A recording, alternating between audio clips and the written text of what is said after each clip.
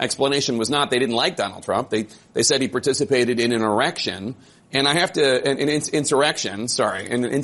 And I have to say, I got up at 5 this morning to do Casey Hunt's show, and I'm exhausted. Participated in an erection. Stand up. Yeah. Jake Tapper is the big winner for misspeaking yesterday. I had to do it.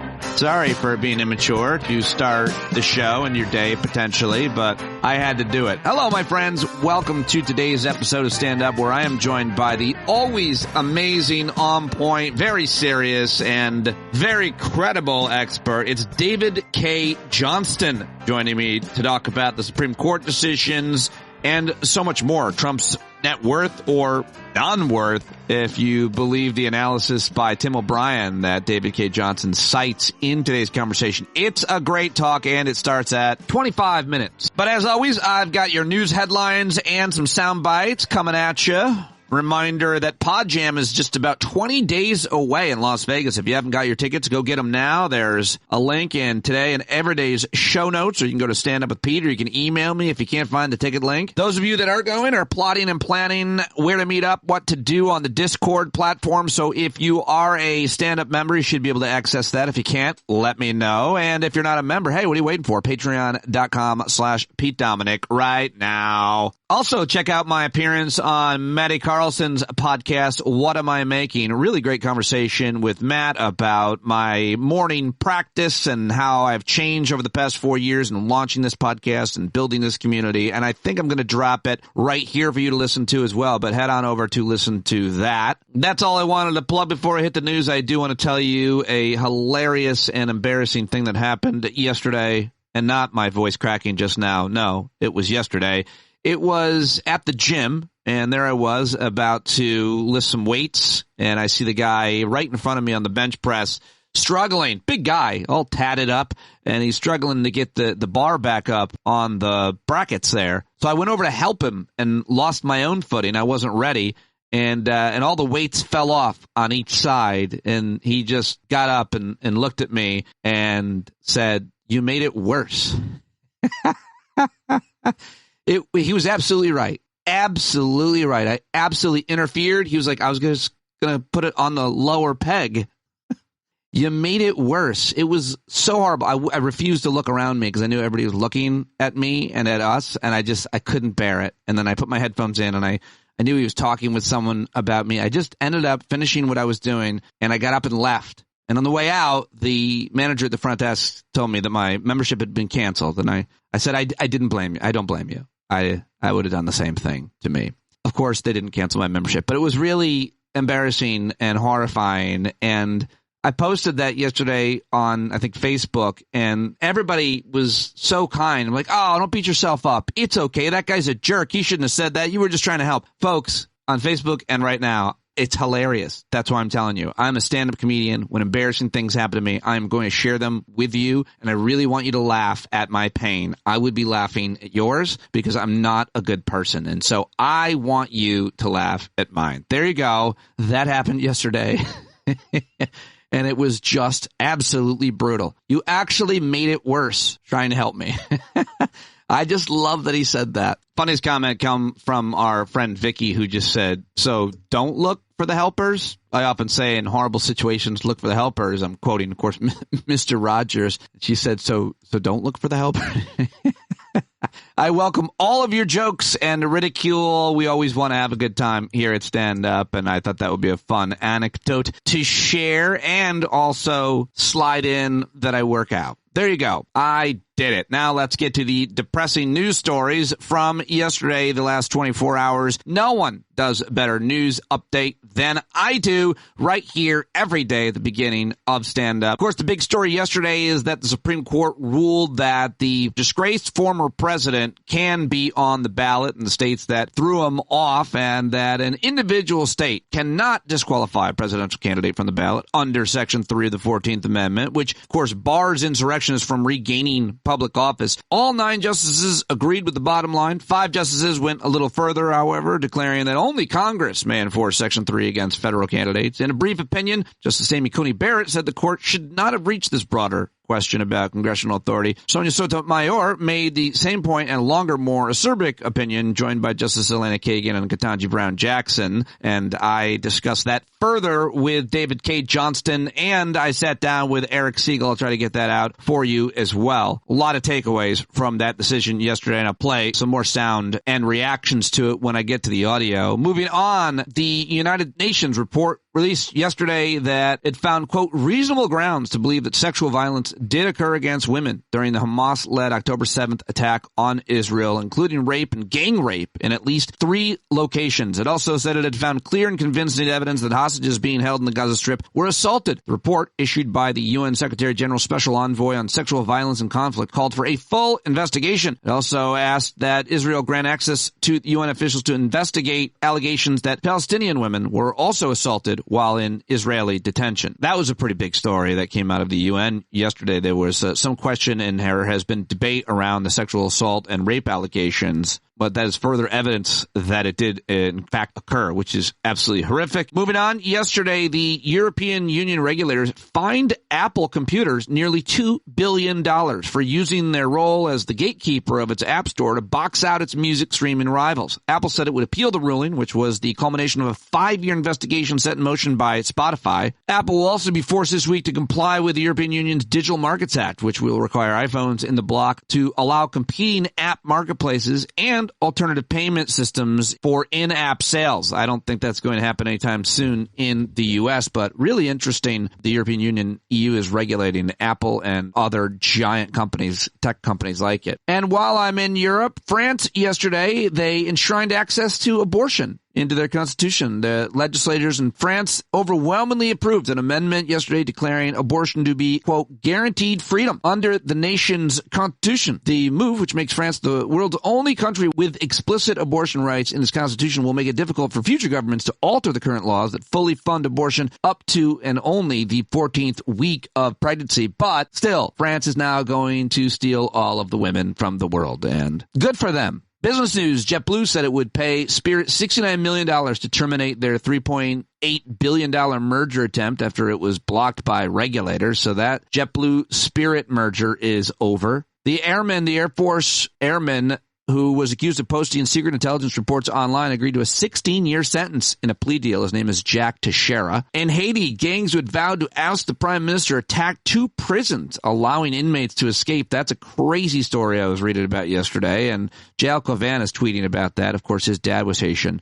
Really interesting insights that he's got there. The former Trump Organization finance chief Alan Weisselberg yesterday pled guilty to felony perjury charges, which I think is a pretty big development. A new study found that screen time for toddlers curbed face-to-face interactions at home with long-term implications that could be worrisome. I don't know how true that is, but I thought I'd mention it. I usually don't mention these random studies. Aaron Carroll taught me otherwise, but I think I just did it. And how about this news? An elite team of veterinarians is helping to save animals from the wildfires in the Texas Panhandle, which continue to grow. The blizzard that whopped the mountains of California over the weekend began to wind down yesterday, leaving behind huge amounts of snow along with power outages, snarled roads, and buried ski resorts, which I like to hear. 127 inches of snow from the storm as of Monday morning at the Sugar Bowl Ski Resort in California. Others in the region reported totals of 100 and 120-inch range, according to data collected by the National Weather Service. And finally in headlines, white-collar employees who can remotely work live roughly twice as far from their offices as they did pre-pandemic. And I think that is a very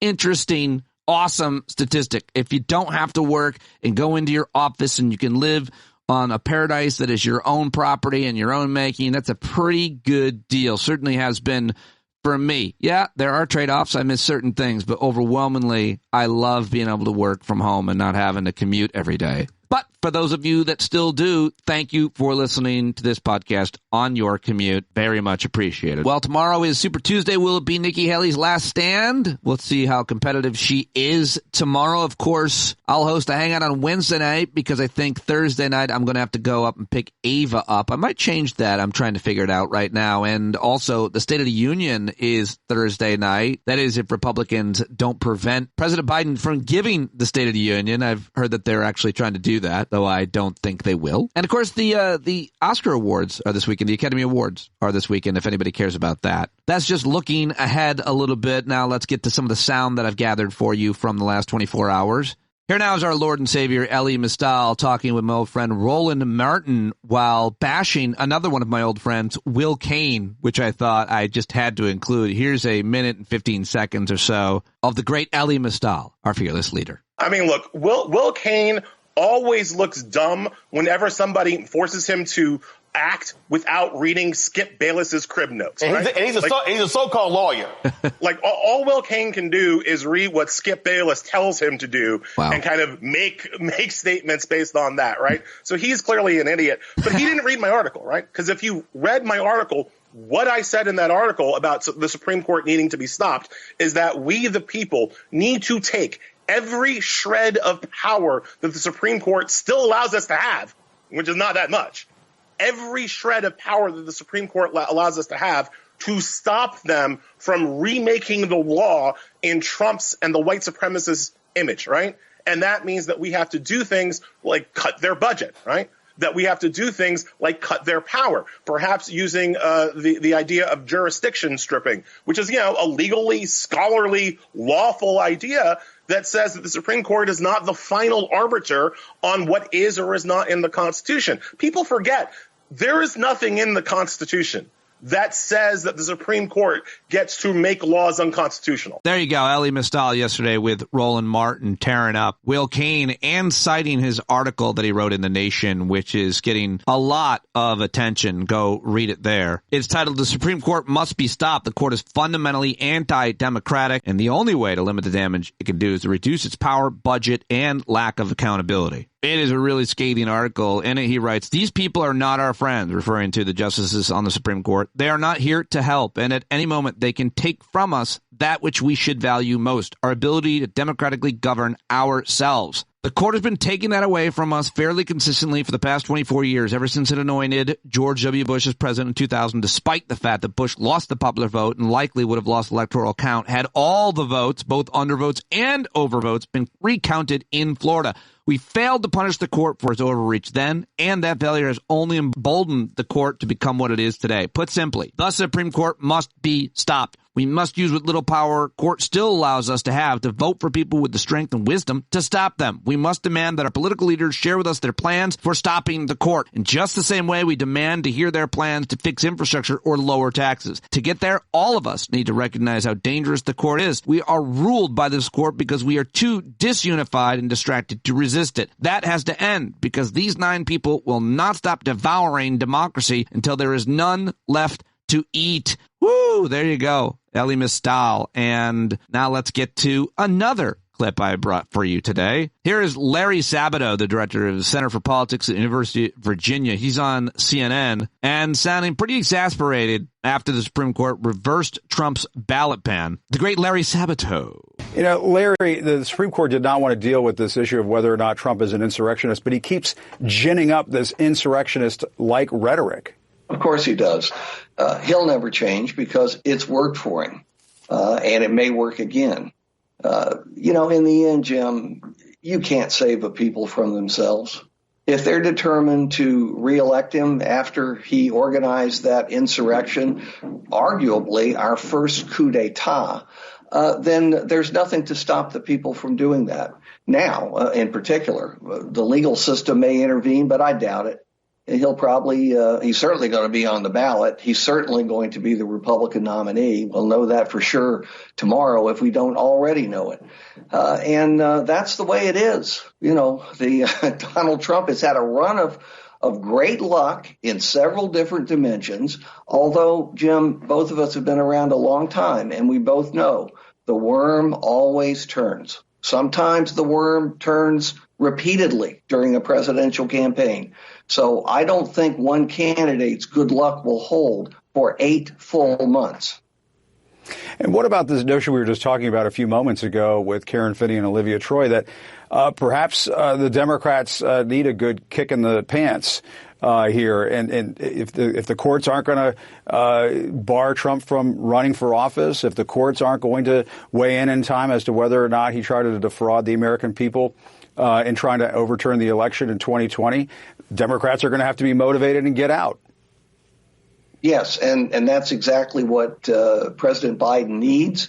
And it's what Democrats should have already done. I think maybe this will help, although you never know with Democrats. But I think it is possible that this will assist the Biden campaign in motivating them and getting them out to work and giving money, and a broader group thinking about the difference between a Biden presidency and a Trump presidency going forward. You know, the second Trump administration, if there is one, is going to be very different than the first. It really is. And if you care about democracy and constitutionalism, then you have every right to be concerned. Notice what he did, Jim. He always turns an effective attack around. He's the one who has threatened democracy. He's the one who organized a potential coup d'etat, not Joe Biden. But now it's Joe Biden, according to Donald Trump, who's a threat to democracy. I'd laugh if it weren't so sad. Well said, Larry Sabato of the University of Virginia. Now let's go to Jamie Raskin, who's also a constitutional scholar. He was on CNN yesterday with Dana Bash, and she brought him back to last year when he said something about this court trial or about the banishment potentially of Trump from the ballot for being an insurrectionist. And then he brought her up to speed with where we're at now, what he's going to do now. I want them and you to listen to something that you told me in August.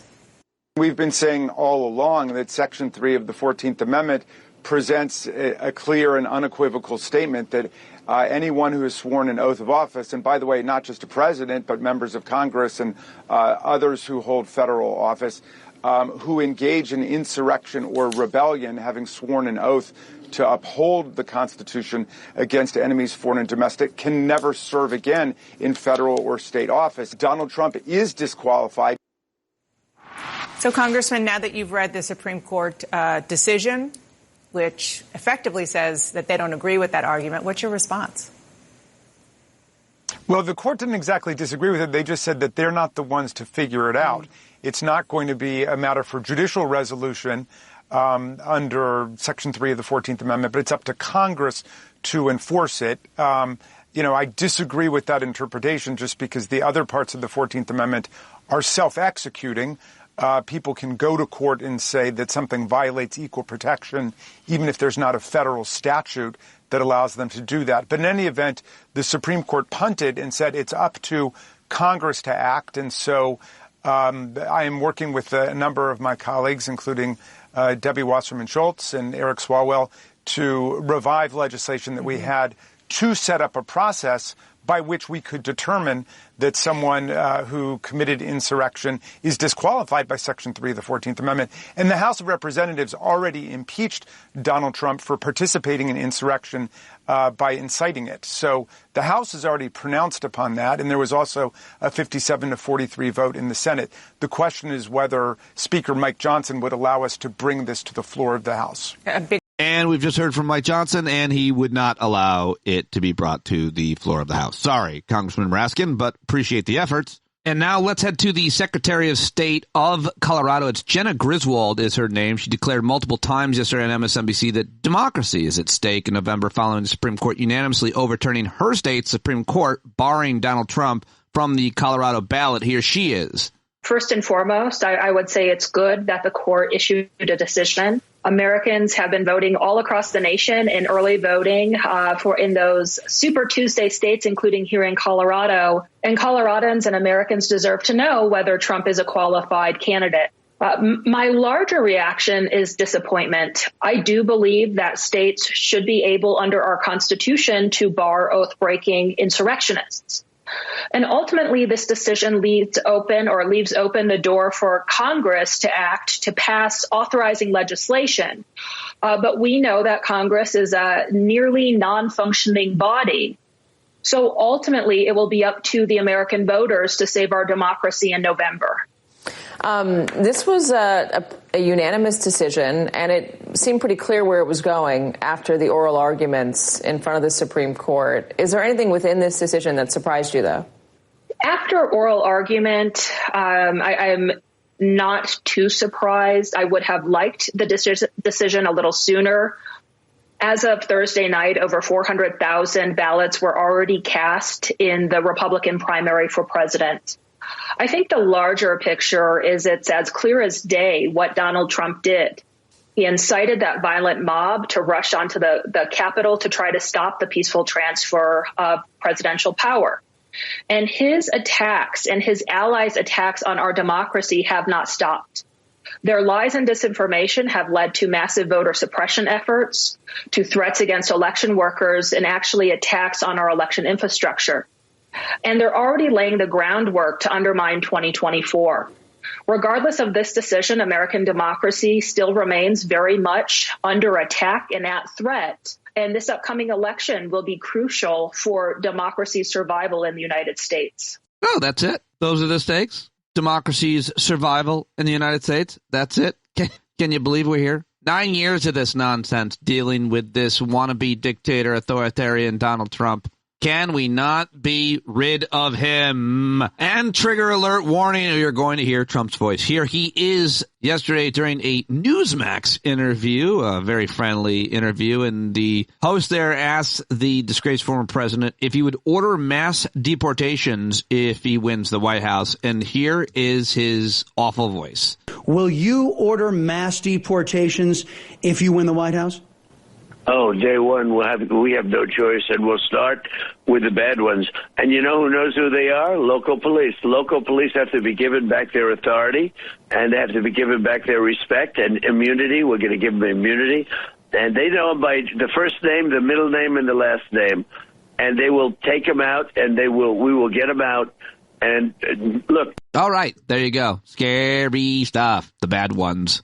And here is the senator from Iowa, one of the senators from Iowa. There you go, Kim and Mark, listening in Iowa. This is your senator, Joni Ernst, who, of course, the party of free speech, the Republican Party, wants to stop the president from actually delivering the State of the Union, wants to cancel him. It is unfathomable that we do not have a national security strategy from the president, nor do we have his budget for the upcoming fiscal year. And because of that, we want to stop him from actually delivering the State of the Union. Okay. Well, that seems fair. I'm sure that'll happen. All right, lastly, I've got some great comedy and commentary from one of my favorites. It's Trey Crowder. Listen to this 2 minutes. So good. Nikki Haley continues to garner 30 to 40% of the vote. That has some in the media saying that spells doom for Donald Trump in November. Personally, color me skeptical. You mean to tell me the bunch of dyed-in-the-wool papaw publicans who presumably can hate immigrants and fear queers with the very best of them are going to all of a sudden vote for a commie Democrat in November just because Donald Trump broke a law or 200? I don't buy it. I think we all know these people would gladly break thousands of laws as long as it prevents even one drag queen from reading a book in public. All right, Haley voters going for Biden. I'll believe it when I see it. And it does seem that the Trump campaign has a novel approach to losing these votes. They say they're making major headway with the black community. Why? Well, only the most comically racist of reasons, of course. It's because Trump has been arrested and put out some shoes. They tried to get up on stage and was like, we know how you black people love jail and shoes. Come on down, baby. Jesus Christ. What else did they workshop as part of this strategy? Picture his team behind closed doors going over it like, so what else can we do to appeal to these people? Like, pledged to never replace the batteries in the White House smoke detectors. The only black guy on the team is like, I don't know, we could pledge support for affirmative action or other measures to address systemic racism. Nah, I was thinking something more basketball-y, you know? As for Joe Biden, thousands of Democrats in Michigan voted instead for uncommitted as a form of protest for his handling of the situation in Gaza. Now, we have to assume that at least some of these people do not plan to vote for Biden over this. And to those people, I say, I love you, baby, but what is you doing? Listen, voting for Joe Biden is not being complicit in a genocide because not voting for Joe Biden is kind of like voting for Donald Trump. And if Donald Trump wins, it will be upgraded to super duper ultimate genocide. It's but it's true. Like, imagine you got a kid that's getting bullied in school and the school is going to assign a one-on-one mentor for your child and they give you exactly two options. One, a teacher from a whole other classroom on the other side of the school who did know about the bullying and did nothing to stop it. Or the rock chewing gym teacher who personally runs a pro-bullying after-school dojo. Right? And you're like, those are terrible options. I don't want either of those. Well, if you don't pick, the school's just going to go with the gym teacher. And oh, by the way, the gym teacher also wants to burn your house down and start a race riot. So, up to you. The other thing I'll say about this is that as terrible as the situation in Gaza is, there are many, many other terrible factors at play here, okay? There are, namely the future of our democracy and the well-being of every American who's not a straight, white, moneyed Christian conservative. It's going to be a long 9 months. Love y'all. Yeah, love you too, buddy. That is good stuff from Trey Crowder. Almost completely unedited, too. He just does that in like one take. Brilliant, thought-provoking, and hilarious at the same time. Real hard to do, and he is one of the best at it. All right, well, speaking of one of the best, David Cay Johnston is here today. He is my very special guest, and he is a big deal. He has been very influential guest on this show over the years. An investigative journalist, author, specialist in economics and tax issues. He won the Pulitzer Prize for reporting at one point in his career back in 2001. He's a visiting lecturer at the College of Law at the Syracuse University Law School. And he's done it all. He's seen it all as a tax reporter for the New York Times from 1995 to 2008. His books, Free Lunch, How the Wealthiest Americans Enrich Themselves at Government Expense and Stick You with the Bill, and Perfectly Legal, the covert campaign to rig our tax system to benefit the super rich and cheat everybody else, are New York Times bestsellers and were particularly influential in my thinking and understanding around these issues. He's also written, I think, 3 books about Trump and his finances and businesses. So I reached out to the great David Cay Johnston, who now runs DC Report, dcreport.org. You can still follow him on Twitter, where he's very active. Get all his books, support him any way you can, especially the nonprofit news organization DC Report. Very happy to have him joining us. Let's do it right now. David Cay Johnston is back, and I'm very happy to have you on an important day. It's always an important day to talk to you, sir. Thank you for joining me. Well, it's always wonderful to talk to you all these years. Okay, so we've got a decision from the Supreme Court that I wanted to ask you about. It is unanimous. They all say Donald Trump can remain on the ballot despite the decisions in several states, Colorado, Illinois, Maine, that came in different ways. What do you want to say about the fact that, well, first of all, that we even had to be here? Well, the Supreme Court ruling isn't surprising.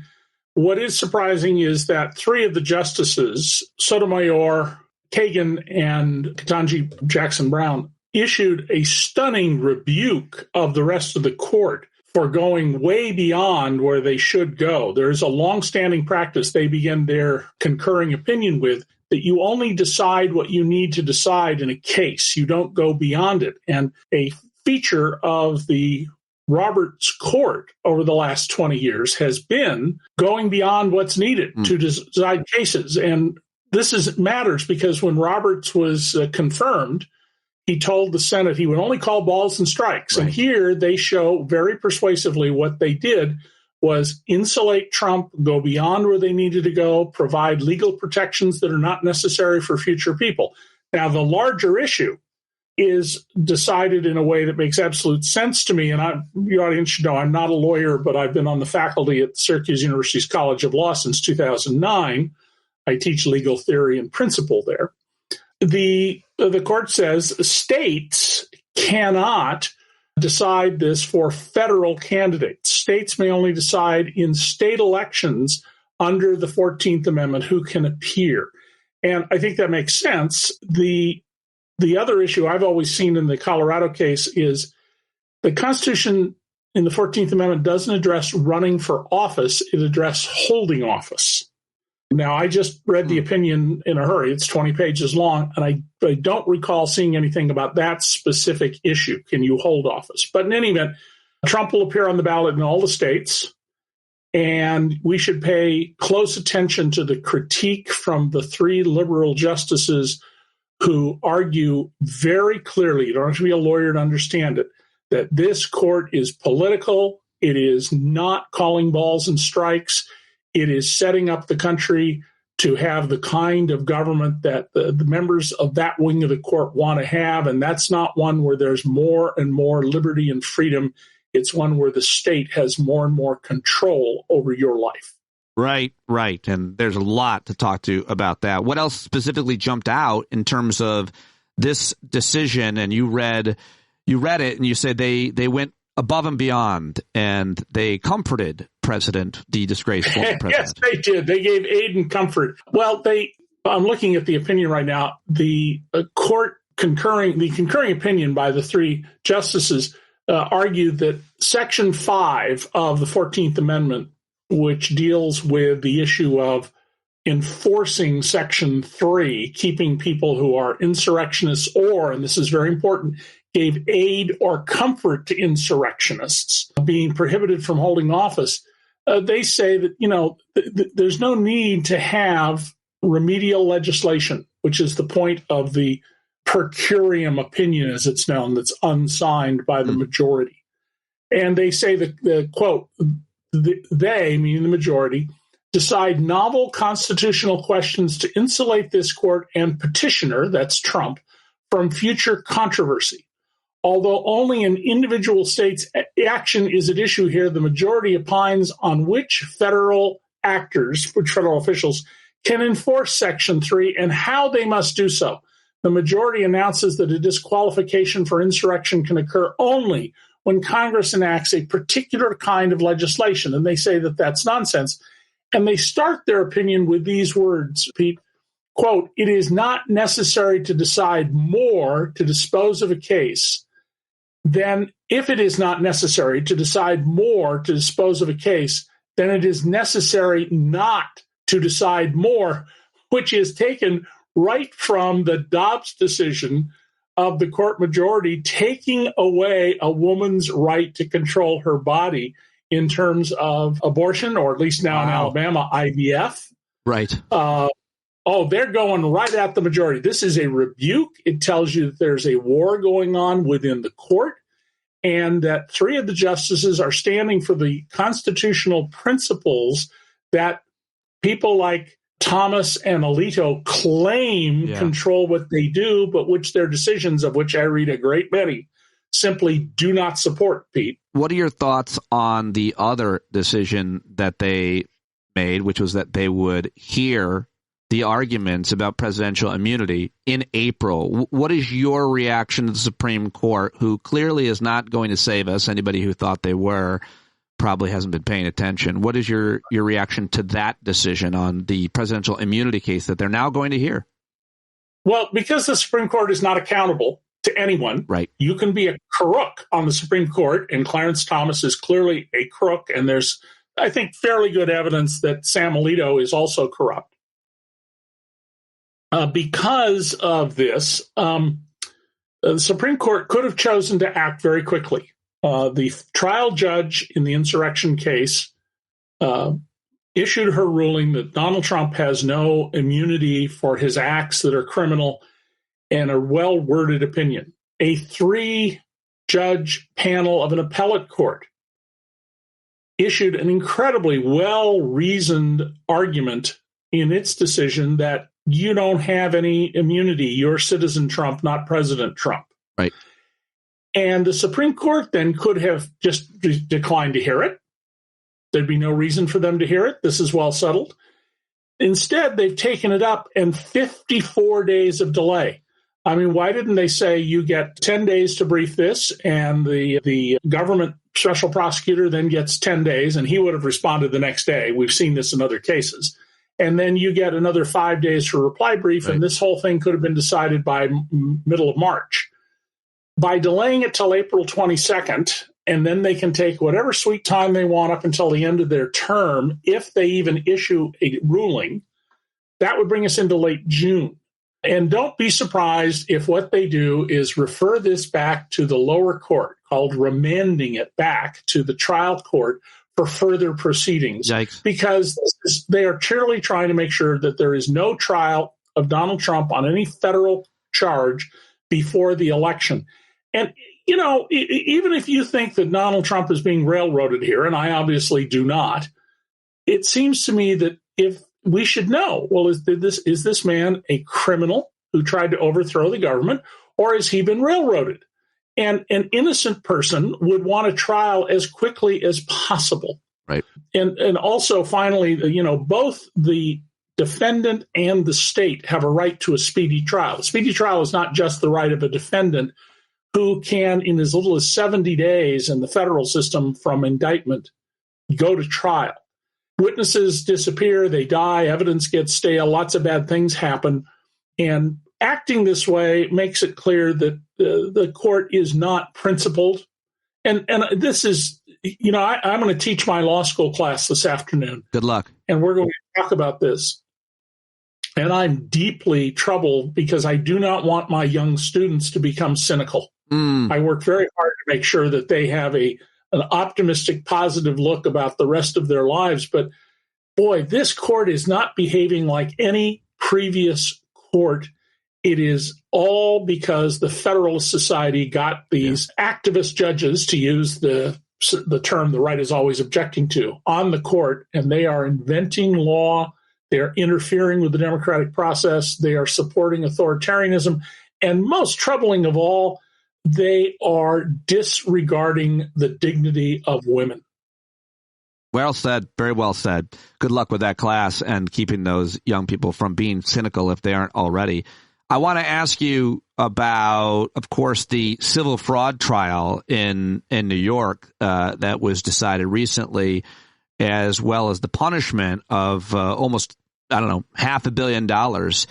And I wanted to get your take on that case. And, of course, the arguments against it, these people like Kevin O'Leary, the Shark Tank guy, who everybody seems to have on their shows and think is an authority, is saying, as a result of the decision and the penalty that Trump is facing, even though there weren't any victims to his crimes of lying about his properties, et cetera, as a result of that, investors and entrepreneurs aren't going to invest in New York. And, I don't know a whole bunch of wealthy investors or entrepreneurs, but it's New York. I mean, it sounds ridiculous to me. I'm like, if you don't commit crimes, then you'll be fine. So I just want you to take on that decision, and if you've ever seen or heard anything like it, and if he's going to be actually paying it. You are the Trump expert. You know about his money. Well, let's have a little fun first with Kevin O'Leary, sure. Okay? There's another fellow out there who claims that all truck drivers now will refuse to deliver anything to New York, and the city has committed suicide. Gee, I just talked to my daughter who lives in our Manhattan apartment, and she says there's plenty of trucks making noise going down Broadway. Right. So, Kevin O'Leary's remarks are just utter nonsense. Business people make investment decisions based on return on investment and choices between opportunities. And New York is and will continue to be the financial capital of America, if not the world. So this is just the political nonsense, and the shows that have him on you should just disregard, because there are serious issues to discuss here, and let's talk about them. Yeah. So Donald Trump was accused by Attorney General Letitia James of persistent fraud, of lying in financial statements to get lower interest rates and bigger loans, to pay less in property taxes. Now, that's implied. It's not a specific charge in the case. And to cheat insurance companies. These are not victimless crimes. If banks could just issue as much debt as they wanted to everybody in the world, you could make that argument. But in fact, there are limits on how much banks can loan to people. Right. And if Donald Trump got a loan he wasn't entitled to, that meant other people didn't get loans. They may have been on the margin, but they were the ones pushed out by all of this. And the banks made, in one case, $160 million less revenue than they should have. But what's really important about this case is that Donald Trump's own witnesses lied in court at the trial. Right. The judge, Arthur Engoron, in a very carefully written opinion, he excoriates every Trump witness except one, and he points out that this witness was very careful not to lie. He shows that Donald lied, his 3 older children lied, Donald's investment advisors lied. He shows that some of them are completely unqualified. They were called as expert witnesses, and their testimony showed they had no qualifications whatsoever. And he shows how Trump contradicted himself, how Eric and Don Jr. contradicted themselves. And all of this was part of a scheme in order to defraud these businesses. And, you and I can enter into a transaction where we both have more money at the end of the day, and it can still be fraud. Right. And that's the issue.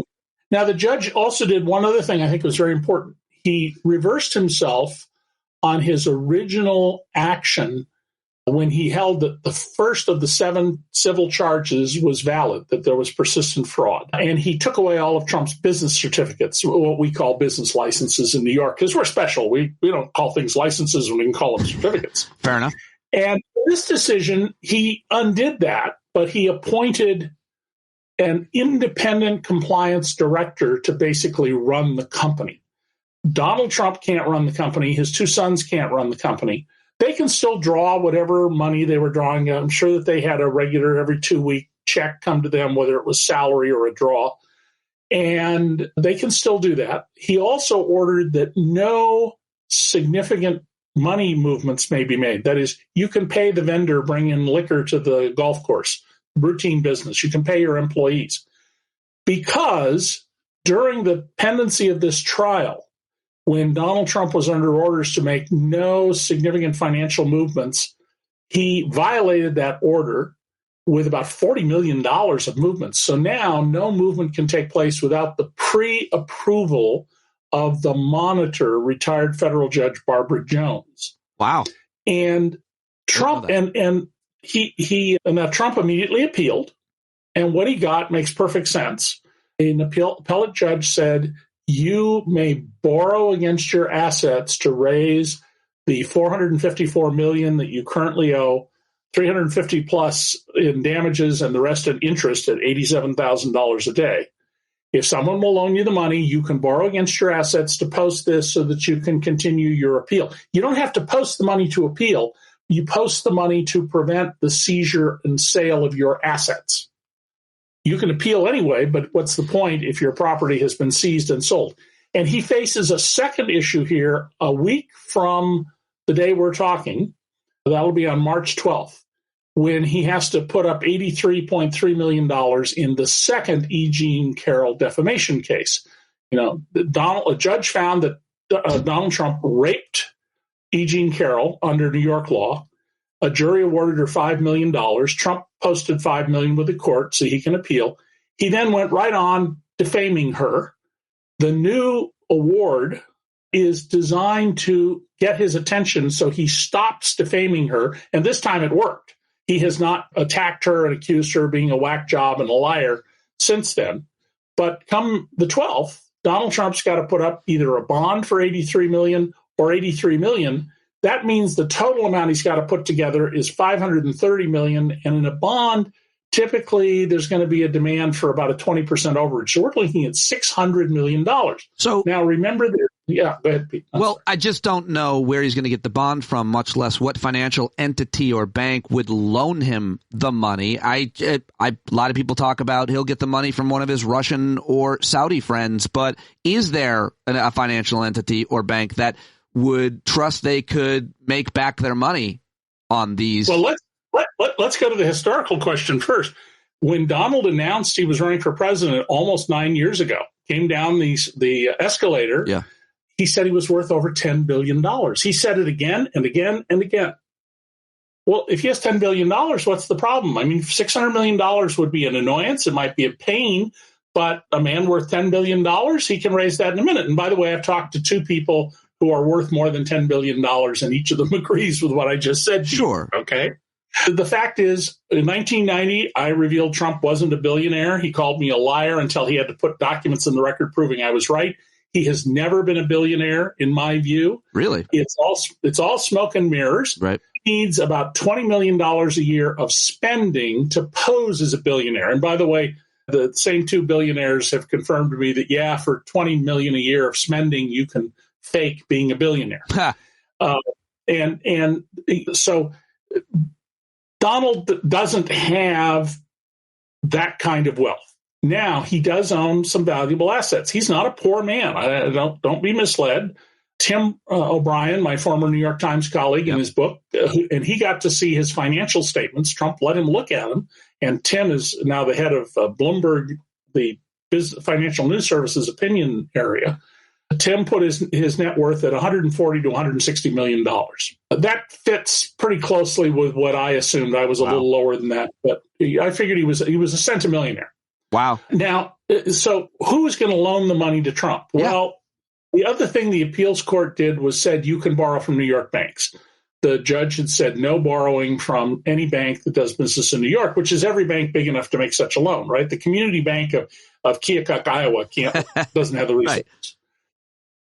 Trump could go to a very wealthy American if they trusted he would pay them back He certainly could go to his friend MBS, the dictator in Saudi Arabia, who, beheaded a Washington Post, or not beheaded, had chopped up Jamal Khashoggi. Yeah. Yes, crazy. Jamal Khashoggi. Horrible man. You could ask him for money. He gave it to his son-in-law. Yeah. He could go to one of Putin's oligarchs. There's two sets of oligarchs, the more modern ones, the Putin ones. They're his criminal gang. That's a national security nightmare if Donald Trump gets in the White House. Hi, we have a president of the United States who's in the hock for $600 million to the agents of a foreign government. Wow. So I don't know if Donald will be able to raise the money or not. I'm skeptical, but, there are always corrupt bankers and foolish bankers. He also might get what's known in the trade as a back-to-back deal. Let's say one of your kids wanted to start a business and they need $250,000 and you've got $250,000 you could give them, but you don't want to mess up the relationship. So you go to your friendly banker and you say, hey, banker, make my kid the $250,000 loan. I will deposit $250,000 with you, which if the loan goes sour, you can just take my money for whatever is owed. And now my kid supposedly doesn't know this. They just know the banker liked them and gave them the $250,000. So Donald could borrow the money and there could still be a nefarious backing to it. So this is all very troubling territory. The other thing, I was the first person to report, and George Conway, the conservative lawyer in Washington, former husband of Kellyanne Conway, agrees with me that this is likely. By March 12th, Trump may file personal bankruptcy. This would give him an immediate 45-day delay of the civil proceedings against him. It freezes everything. And remember, he has other lawsuits. There's police officers from the U.S. Capitol suing him and other women and various cases. Everything is frozen for 45 days. Now, Donald's whole goal here is to get to November 6th, the day after the election. Right. How does he get there? Well, Alex Jones filed bankruptcy to avoid paying the Sandy Hook massacre parents and survivors. And it's been more than 2 years and he hasn't paid a penny. And well, it's true that filing bankruptcy runs a risk. If you get a bankruptcy judge who gets real tough on Trump and finds fraudulent statements by Trump, he can do terrible things. Donald is only focused on one thing, November 5th. If he gets back to the White House, he will use the office of the presidency to do everything he can to eliminate all the criminal and civil actions against him. He has said he's going to be dictator for one day. Do you believe that? I got a bridge I'd like to sell you between Manhattan and Brooklyn. He intends to be our dictator, as I've been telling people for almost a decade. And he just failed the first time around because he's incompetent. He's a blowhard. Yeah, he tried. So anyway, we'll know a lot on Monday, the 12th or the 11th of March.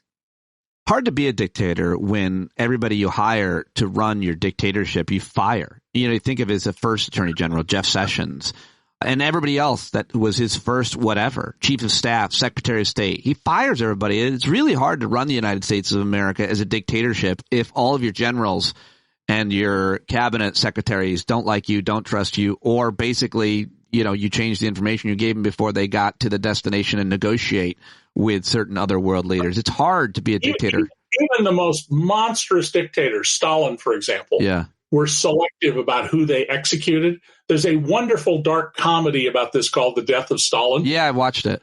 It's the best dark comedy I've ever seen. Yeah, it's really, really good. And as soon as Stalin dies, all the other people who are underneath Stalin at the leadership realize that the head of the secret police, Beria, will kill them all so he can assume power unless they kill him. And it's a terrific story, especially Jason, I can't remember his last name, who plays General Zukov, who's just brilliant in the movie. But so Trump, with Trump, loyalty is only to Donald Trump. There is no loyalty to anything but what he wants. And he gets rid of you if you don't do what he wants. That's not an effective kind of dictatorship. Donald will not be an effective dictator. That doesn't mean that he can't destroy our republic forever. He can't lock up huge numbers of people. Oh, sure. Well, nothing would say that more than what we hear the plans are for this 2025, the Federalist Society, the Heritage Foundation, rather, and then also obviously these court cases that you could talk more about in terms of they bore people to tears in the most important things in the world, the administrative state and what agencies can or can't regulate. And I do want to ask you also about that one. I mean, you can probably sex that up and give us examples of how the federal government regulates, say, pollution or the financial industry or any number of other huge billion-dollar industries, food and drug and so on and so forth, and what this would mean and what it would change, this Chevron, whatever that whole thing means. So just a couple of things to always remember. There is no such thing as deregulation. There is only new or re-regulation. And since Ronald Reagan became president over 40 years ago, the overwhelming trend has been re-regulation in favor of business, insulating business from accountability and against consumers. One of the biggest goals right now of the people like Project 2025 is to end the Clean Air Act and the Clean Water Act, which Republican President Richard Nixon signed into law. And so, if you want to get asthma or want your kids to die of a heart attack before they should because of particulates in the air from burning coal, then you should support Donald Trump. And not to take the nuance out of this, but what it seems like is when those re-regulations happen, as you mentioned, since starting with Reagan, and I've read all of your books and you've written all about this, what happens is it ends up often in these different cases, whether it be oil or financial institutions or even guns, it ends up that they privatize their gains and they socialize the risks. They win. The executives win, especially quarterly, but the rest of us pay, lose opportunity, or die, or just get shafted. The little known fact that I was the first to report, the best evidence from the public record is that as of 2010, the iconic American family of four gave $960 a year in just state and local subsidies to profit-making companies like Fox, General Motors, Mitsubishi, so it includes foreign companies. That, at the time, was more than the average take-home pay for a week of the median American family. Half made more, half made less. And the subsidies since then have only grown enormously. I mean, the amount of work it took to do that, I don't think anybody's going to, for a long time, going to replicate it. But it was in very terms well of what done you mean work. by that is we pay in our taxes to subsidize, for example, at the gas pump, we subsidize the oil industry and then we still buy their stuff. Yeah, at a cheaper rate, though. We win because exactly, it's cheaper. It's really worse than that, Pete. I mean, I'll give you an example. 1/3 of Walmart stores are built with your tax dollars. What they do is they have the government seize the land, get it at a discount.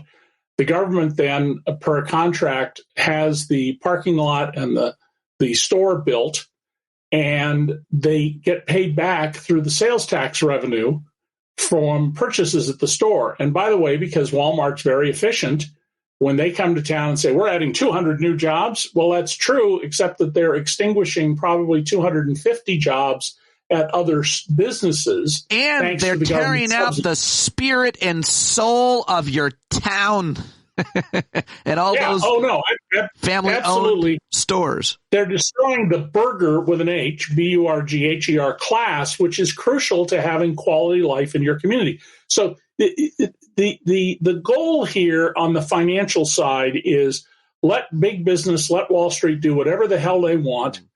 Then on the other side, we now have the Heritage Foundation, the biggest, most influential right-wing think tank, saying that, in the words of their person, sex should be consequential and all birth control should be banned by law. If you have sex, you should expect there's going to be a pregnancy if you're in that age group.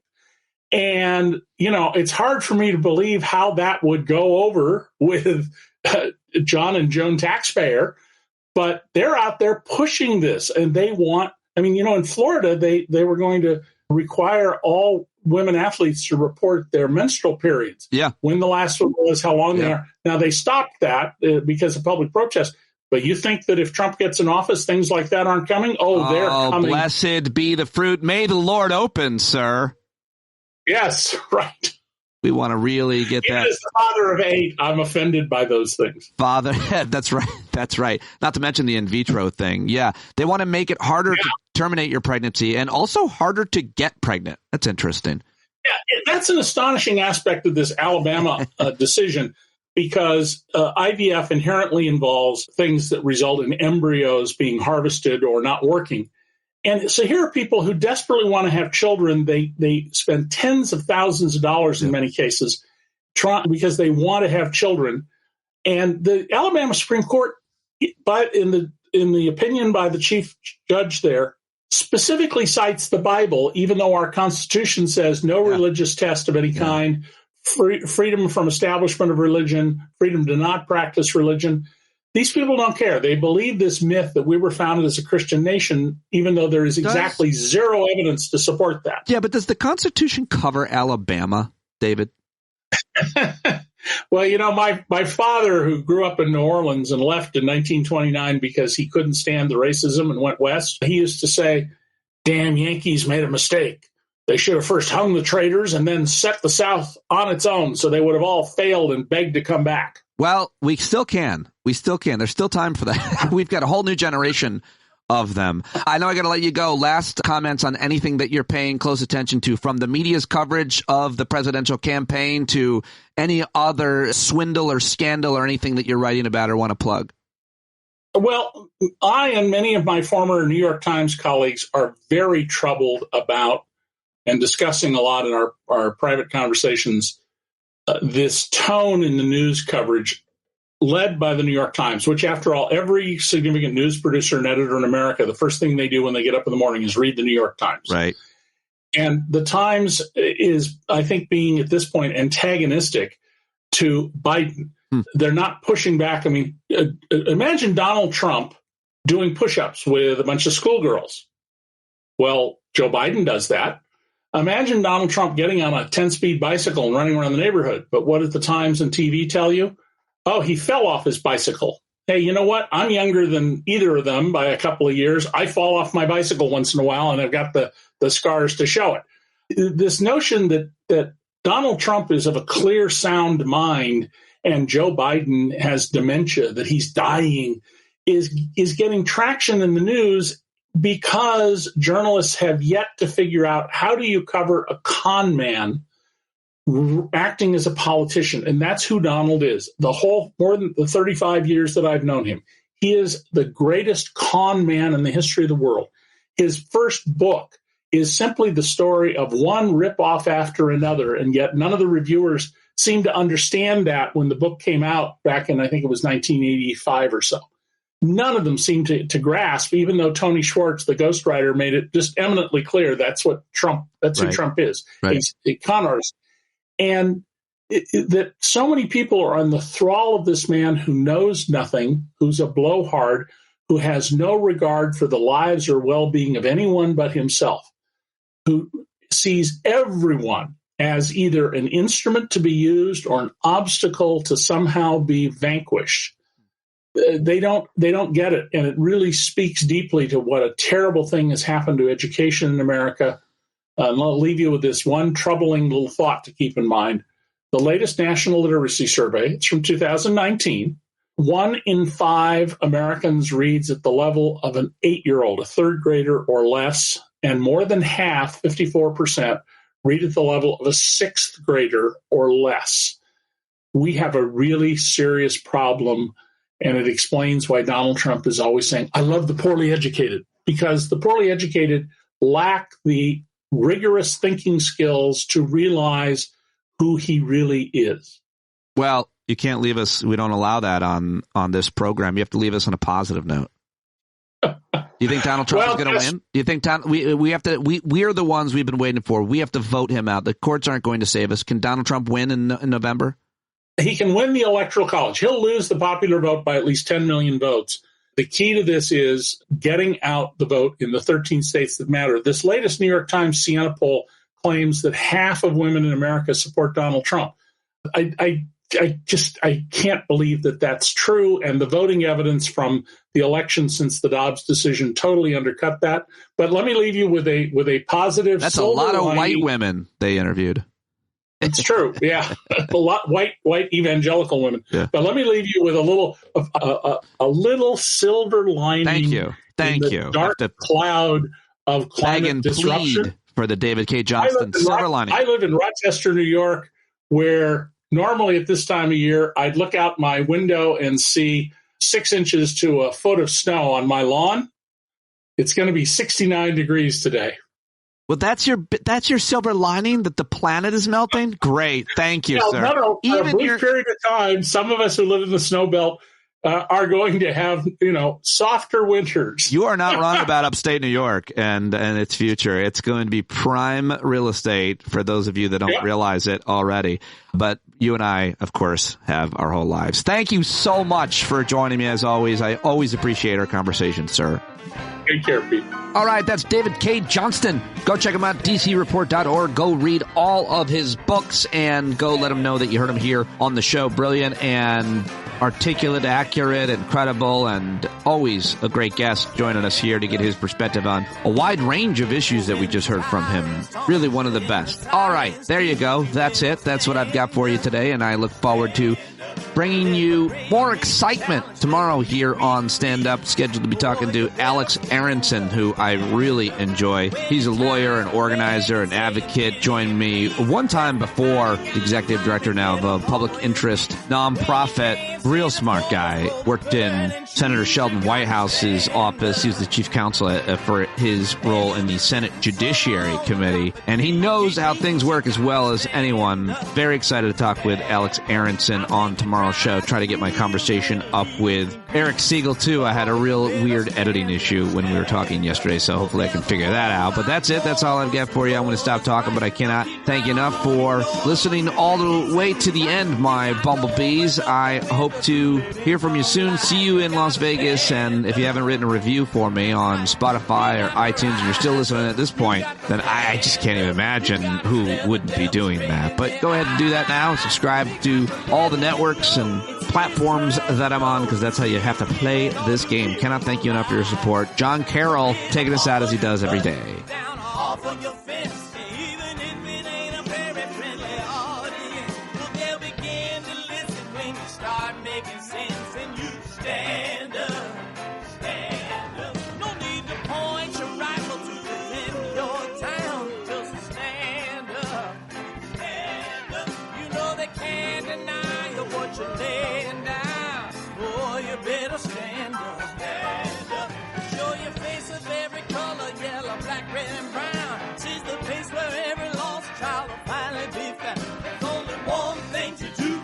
Stand our ground, and that's stand up, stand up. Well, the founding fathers saw a land for all. They had to stand up, they had to stand up. They had a keen imagination for a crystal ball, drawing all the plans of stand up. But all they had to go on was the time they were in, with other causes for laws, and since they weren't even sin, they knew that change was gonna come before the change could begin. They had to stand up.